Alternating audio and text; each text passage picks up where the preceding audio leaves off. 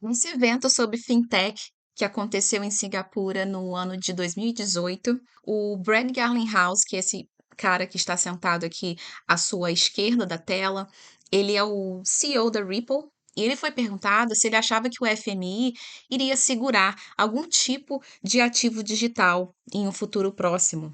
Então vamos ver a reação dele. You want to take one? Go for it.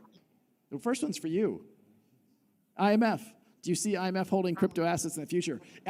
Olha só a reação dele, olha só como que ele reage a essa pergunta. Olha o tom dele. Did not put that up there.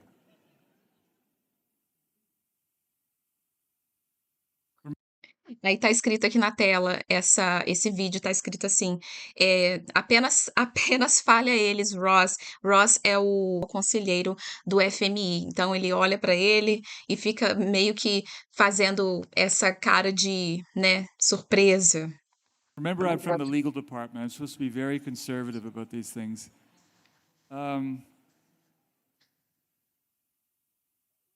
I don't want to go into great details about Ele disse que não quer ir em detalhes profundos sobre essa questão, mas olha só a reação deles. I should take what the IMF is going to do. Então, para a primeira parte do nosso vídeo, vamos ficar com esse take em mente. Sejam mais uma vez bem-vindos ao canal. A aula de hoje é um Masterclass falando especialmente sobre as ESDRs ou SDRs do FMI, que significa a basquete global de moedas de reserva que poderia ser convertida em um ativo digital. No caso aqui, o ESDR. Vou explicar direitinho nessa apresentação para vocês o que seria isso. E a pergunta principal aqui do nosso Masterclass é: seria o XRP designado a essa função? Vamos dar uma olhada no que o FMI já falou sobre isso.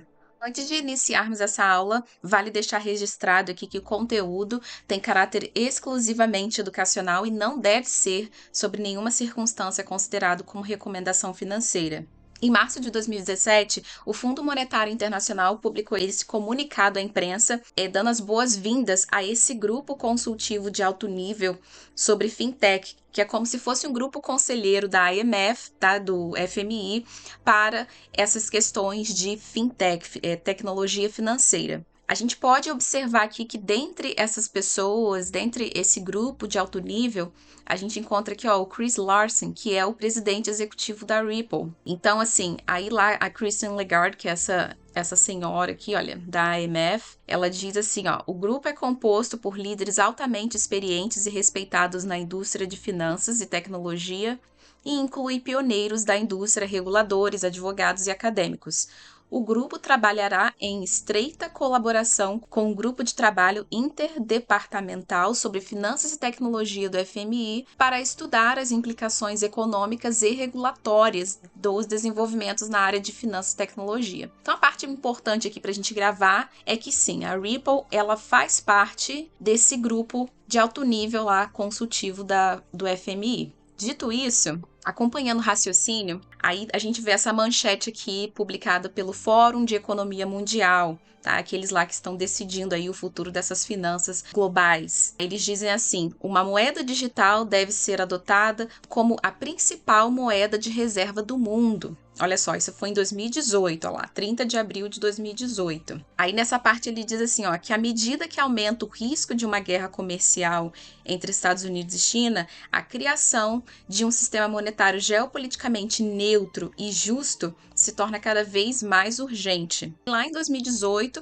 e eles já estavam falando dessa guerra comercial entre Estados Unidos e China. A mudança de uma ordem mundial unipolar para multipolar não foi particularmente ordenada. Em vez disso, produziu um tipo de não sistema monetário que depende de um modelo baseado na dívida, que é o que eu venho falando aqui nesse canal. A gente vive num sistema financeiro baseado em débito. Por isso que a gente vê aí essa inflação em níveis não vistos há 40 anos para trás, né? Então ele diz lá que isso torna o dólar procíclico, frágil e potencialmente tendencioso, tá? Beneficiando os Estados Unidos. O que esses países, tá? Os BRICS, eles estão fazendo? Eles querem sair da hegemonia do dólar. Estão dizendo não ao dólar, tá? Eles querem sair dessa hegemonia desse dólar americano aqui como a moeda de reserva, tá? A moeda mais forte global. Eles estão falando aí sobre um tal de level playing field, que significa nivelamento no campo de jogo.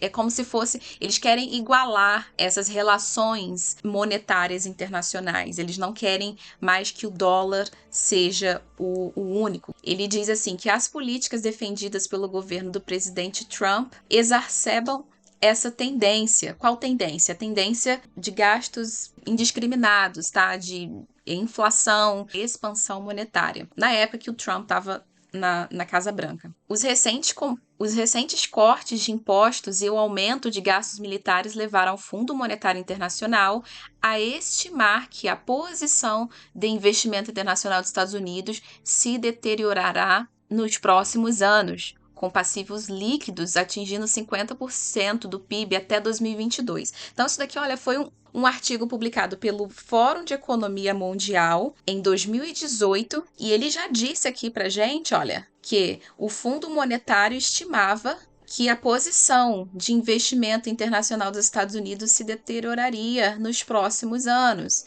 E eles citaram aqui, olha, 2022. O que a gente tem aqui em 2022 para acontecer ainda? A implementação, que eu venho falando aí, da ISO. Além disso, as ameaças de guerras comerciais e cambiais estão alimentando temores de que o dólar americano possa se tornar uma arma em disputas geopolíticas. Sempre foi, né, gente? Mas agora parece que isso tem se tornado cada vez mais claro e eminente para a gente. Tal passo desencadearia uma imensa volatilidade em todo o sistema monetário internacional, levando muitas economias que são dependentes do dólar à crise.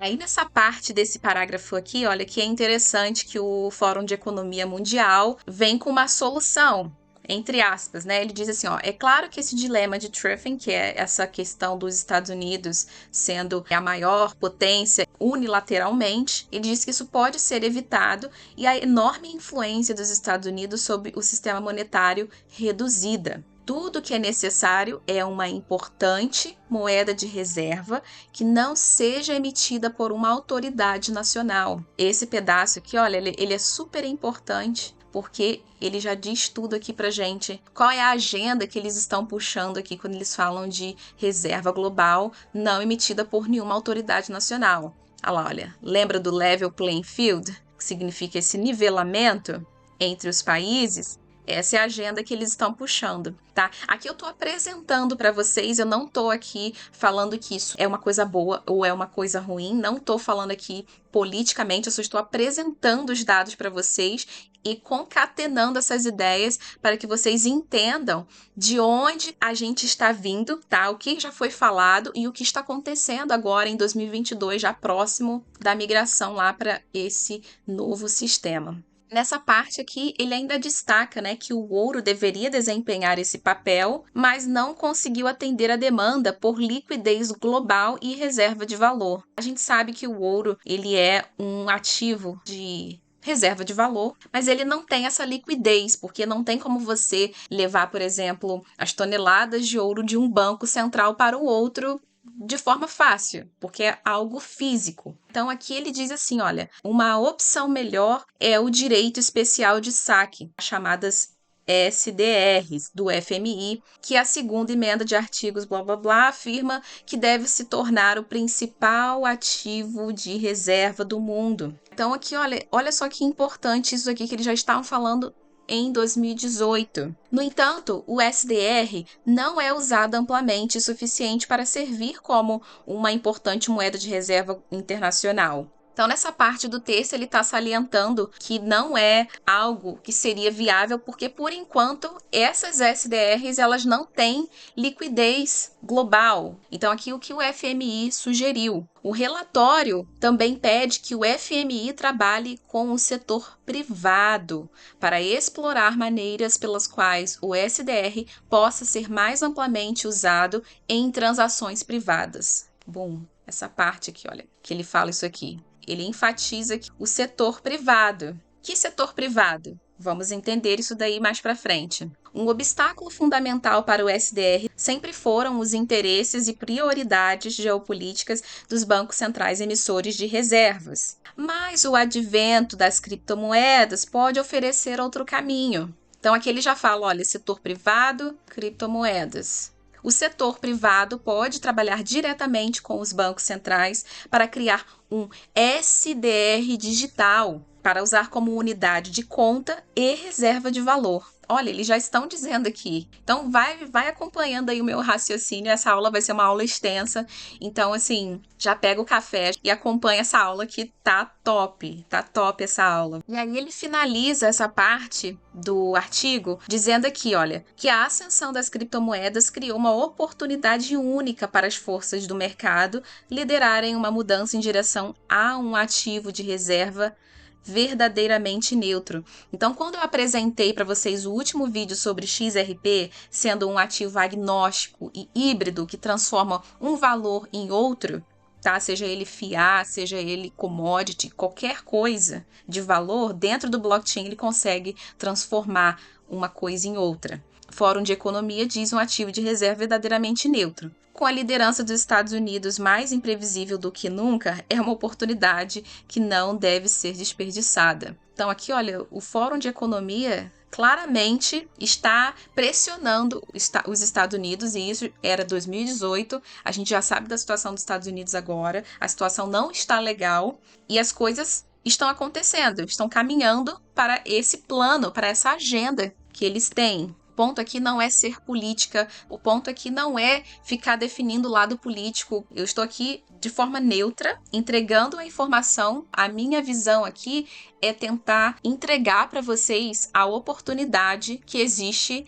nesse shift econômico, tá? Essa é a minha única intenção aqui no canal, é levar a informação para vocês e vocês pesquisem por si mesmos. Então, seguindo aqui nos nossos estudos, essa organização aqui, que é o OMFIF, ele disse aqui, tá nessa manchete, em 2019, SDR digital para aprimorar os sistemas de pagamento. O token composto ESDR pode melhorar os processos de back-end, tá? O back-end é a parte de código dos bancos, e reduzir os custos de conformidade. Aqui ele fala, explica no primeiro parágrafo sobre as divergências que existem, sobre claridade regulatória, tudo que a gente vem falando aqui sobre a questão dos bancos correspondentes, né? Empresas e indivíduos procuram métodos de pagamento transfronteiriços mais rápidos, convenientes, transparentes e baratos. Embora tenha havido inovações, elas geralmente são limitadas à experiência do usuário front-end, que são os usuários finais dos bancos. Essas redes de back-end que estão lá no código do banco, que só quem está lá atrás, né, na parte de tecnologia bancária, tecnologia financeira, sabe que esses sistemas de compensação e liquidação ainda passam, né, pela cadeia de valor tradicional, no caso, a correspondência bancária, né? Se você quiser fazer uma transferência de alto valor para outro país, você ainda corre aquela demanda pelo SWIFT, tá? Que geralmente é o banco central de correspondência mais utilizado. Agora está passando por essa transição, mas sempre foi o SWIFT. E há uma necessidade crescente de tecnologias para melhorar esse processo, para redução de custos, transformação no meio de pagamentos. Uma maneira de facilitar os pagamentos internacionais seria o uso de um ativo composto digital de valor estável, tá? A gente já viu aí o FMI falando alguma coisa sobre moeda estável, tá? Stablecoin, com base no direito de saque especial, tá? Que é a SDR, a unidade monetária composta do FMI. O desenvolvimento desse ESDR tem a sua gênese num discurso de 2017 de Christine Lagarde, que é a diretora-geral do FMI e futura presidente do Banco Central Europeu. Na verdade, agora ela já é essa presidente do Banco Central Europeu, porque essa notícia foi em 2019. Lá em 2017, Christine Lagarde ela disse: o fundo também terá de estar aberto à mudança, desde trazer novos partidos para a mesa até considerar um papel para uma versão digital do SDR. Existe na forma de tokens digitais e representa uma reivindicação sobre as moedas livremente utilizáveis das partes transacionais e pode ser trocada por essas moedas. O ESDR possui características das notas, tem um valor monetário é protegido por vários recursos de segurança. Olha, recursos de segurança. O que seria isso? O blockchain, criptografia, será? É exclusivamente identificável e rastreável e ele é interoperável entre sistemas de pagamentos. Então, olha só, várias informações-chave que também nesse documento da OMFIF. Ainda sobre esse artigo, esse SDR seria um instrumento estável, sem volatilidade adicional, atividade de negociação ou investimento nem perigo de manipulação. A gente não sabe o que vai acontecer daqui para frente, mas vamos supor que daqui a algum tempo, não muito longe, se caso realmente a gente estiver presenciando aí o XRP sendo direcionado para esse fim, a gente não teria mais venda, negociação de XRP. Então, assim, fica com isso daí na mente também. Aqui nesse artigo ele ainda destaca que os custos de câmbio poderiam ser reduzidos por meio de liquidação direta entre os bancos centrais, pois os pagamentos passariam da moeda A para esse ESDR e do ESDR para a moeda B. Se você voltar lá no meu vídeo que eu falo sobre o XRP, esse mecanismo que eles estão dizendo aqui, olha, é um mecanismo que coincide exatamente com o papel que o XRP desempenha. Os ESDRs emitidos pelo setor privado podem ser mais promissores para a implementação mais rápida de uma solução global para pagamentos transfronteiriços, mais rápidos, baratos e transparentes. Eles sempre ficam focando nessas mesmas palavras para descrever uma empresa, um ativo digital. É só voltar lá no vídeo que eu falo sobre a Ripple, tudo que eu já venho falando nesse canal aqui também, para vocês ligarem essas ideias. Uma rede de pagamentos baseada em ESDR permitiria que os provedores de serviços financeiros oferecessem serviços de pagamento transfronteiriços,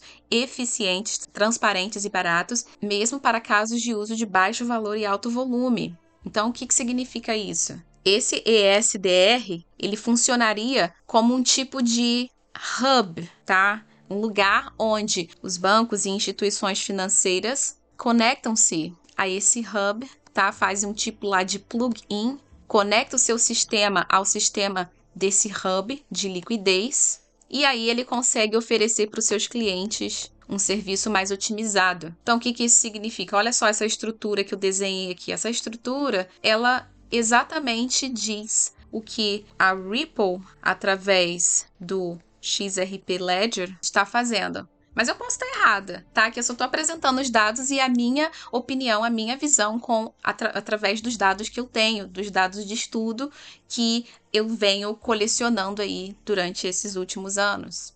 Então, aqui ele fecha esse artigo dizendo que as ineficiências das transações transfronteiriças devem ser abordadas. O uso de tokens compostos digitais deve criar um produto que seja uma reserva de valor, um produto que seja uma reserva de valor confiável e estável, bem como um meio de troca eficaz. Então, a gente já sabe aqui o plano deles, né, gente?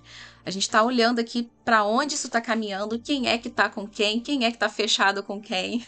Então, a gente sabe aí o que está acontecendo. Então, vamos olhar aí, vamos olhar a oportunidade por trás desse shift, tá? Não é conselho financeiro, isso aqui é exclusivamente educacional. Estou aqui apenas mostrando para vocês a visão mais ampla do que está acontecendo e ligando os pontos. Vamos continuar. Aí, mais uma vez, depois, em 2019, o próprio FMI lançou, tá, esse novo documento aqui, dizendo que chegou a hora do SDR. Repensar o SDR, que é o Direito Especial de Saque, poderia reforçar o papel do FMI na rede de segurança financeira global. Ele fala a respeito de uma moeda digital baseada na tecnologia blockchain. E aí, a ex-diretora do FMI, Christine Lagarde, mais uma vez, levantou a possibilidade de lançar uma versão digital do SDR. Então, aqui ele fala um pouquinho da história do SDR, você pode pausar o vídeo e ler aqui. Eu vou deixar todos os links na descrição para vocês olharem esses artigos por si mesmos. Que ele diz assim que vários analistas sugeriram que qualquer forma ambiciosa do SDR também deveria incluir o uso privado dessa moeda global. Isso pode incluir o uso de SDRs para denominar títulos privados ou governamentais, ou como uma unidade de conta em transações comerciais. Olha, unidade de conta em transações comerciais, precificação de commodities. Um SDR virtual poderia facilitar o uso em transações privadas, criando uma criptomoeda global que poderia circular junto com criptomoedas nacionais ou regionais apoiadas por bancos centrais. Isso certamente seria preferível aos ativos criptográficos existentes. O próximo vídeo que eu vou fazer, eu vou trazer aqui para vocês uma foto que foi tirada Davos 2022, onde estava sendo discutido que teve uma fase 1 dos ativos digitais e agora está chegando a fase 2, que é a fase de maturidade desse ecossistema. E essa foto é bem interessante porque eles mostram lá as instituições que estavam presentes na fase 1 e as instituições que estão presentes na fase 2. E aqui nessas instituições de fase 2, elas são instituições bancárias tradicionais, tá? A JP Morgan, outras instituições grandes como essas estão lá citadas nessa fase 2 aqui, olha, desse mercado de ativos digitais. Mas isso é uma parte para o outro vídeo, tá? Você que me acompanhou até aqui já pegou aí essa próxima dica para o próximo vídeo. Acompanhando esse último artigo que foi também publicado pelo Fundo Monetário Internacional em 5 de agosto de 2021, no ano passado, ele disse assim, olha, que a sexta SDR é revisada a cada 5 anos ou antes, se necessário, para garantir com que essa cesta reflita a importância relativa das moedas nos sistemas comerciais e financeiros do mundo. E aí, olha, essa é a parte aqui, olha, que mais me intriga nesse documento. Ele diz que, em março de 2021, o Conselho Executivo adiou a próxima revisão da cesta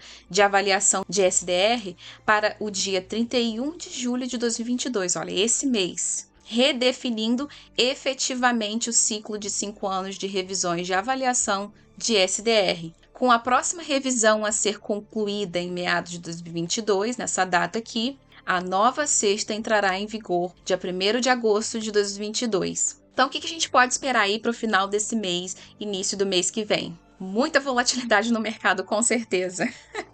Né? Vamos esperar, gente. Então, aqui, ó, o FMI, ele já apresentou para a gente no ano passado, já fiz um vídeo ano passado sobre sobre a última alocação de SDRs que o FMI fez em agosto do ano passado, e aí ele disse aqui também, nesse mesmo documento, sobre essa nova data aqui, ó, de 31 de julho, e aí 1º de agosto de 2022. Vamos aguardar, só para deixar aqui com vocês, é algo exclusivamente educacional, não deve ser considerado como recomendação financeira. Deixa nos comentários as dúvidas de vocês, eu não tô tendo muito tempo de responder todo mundo aqui nos comentários, mas eu vejo todos os comentários de vocês. Muito obrigada, de verdade, pela atenção aqui, pela gratidão que vocês expressam aqui pelo conteúdo. Se inscreva no canal se você ainda não é inscrito, ativa as notificações para não perder conteúdo importante. E eu vejo vocês na próxima aula. Até mais!